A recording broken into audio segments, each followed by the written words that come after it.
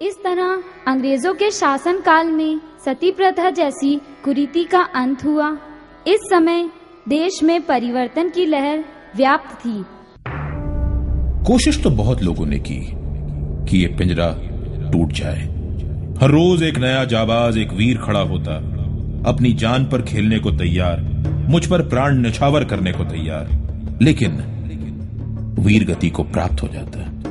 मेरी जमीन वीर शहीदों के खून से लाल होती रही। कितने ही मेरे अंदर दफनाए गए, कितने ही मेरी छाती पर जलाए गए। मैं आभारी हूं उन सबका जिनकी कोशिश में कोई कमी न थी, जिनकी लगन को मैं समझता हूं।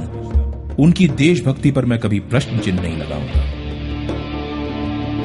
भगत सिंह, राजगुरु और सुखदेव जैसे वीरों ने मुझे आजाद कराने के लिए हंसते हंसते फांसी के फंदे को चूम लिया।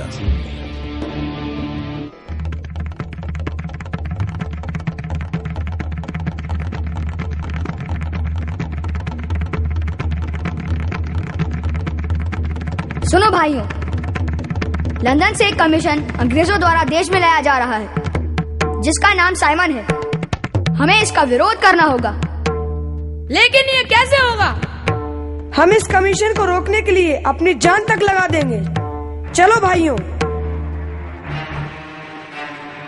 यहाँ पर साइमन कमीशन का विरोध किया जा रहा है।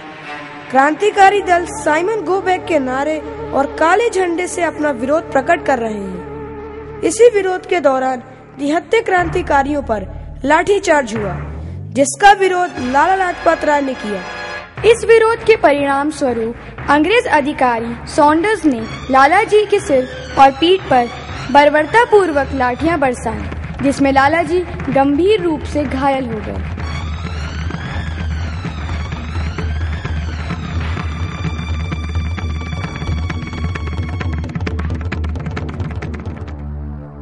इसी समय लाला जी भगत सिंह से अपनी अंतिम इच्छा व्यक्त करते हैं। भगत, शाम को एक क्रांतिकारियों की सभा बुलाई जाए, जिसे तुम संबोधित करोगे।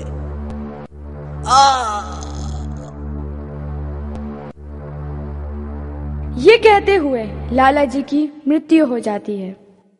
लाठीचार्ज में हुई लाला लाजपत राय की मृत्यु से क्रांतिकारियों के रक्त में उफान आ जाता है। भगत सिंह से यह कतई सहन न हुआ, अतः उन्होंने अंग्रेज अधिकारी सॉन्डर्स को मारने की सौगंध ली। चलो साथियों, आज हम लाला जी के हत्यारों को मारकर अपनी सौगंध पूर्ण करते हैं। हाँ हाँ, चलो साथियों। योजनाबद्ध तरीके से भगत सिंह ने अपने साथियों के साथ मिलकर सॉन्डर्स को गोली मारकर हत्या कर दी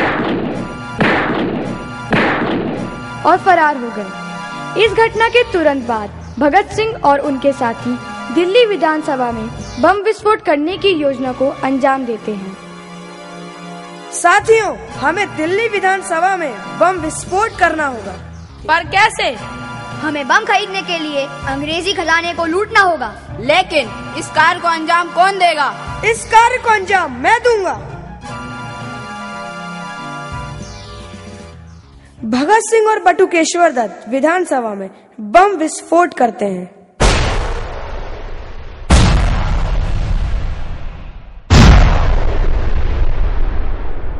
सारा सदन गूंज उठा, भगदड़ मच जाती है और इनकलाब जिंदाबाद और वंदे मातरम का जय जयकार किया। जिंदाबाद!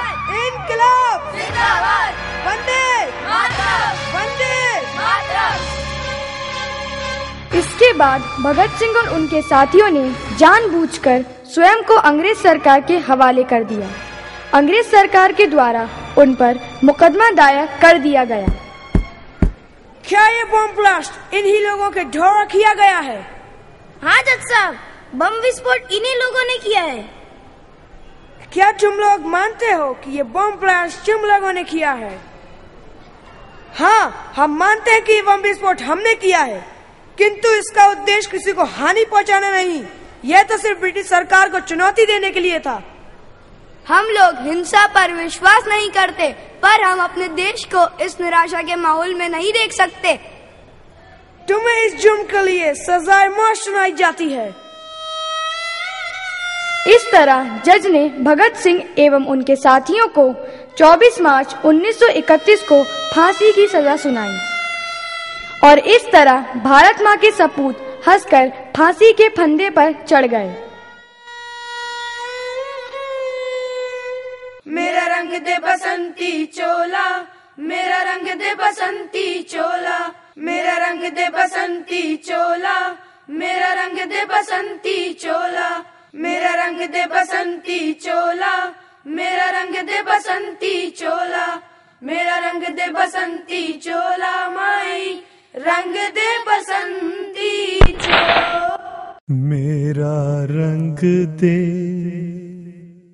बसंती चोला, माई रंग दे बसंती चोला। मेरा रंग दे बसंती चोला, माई रंग दे बसंती चोला।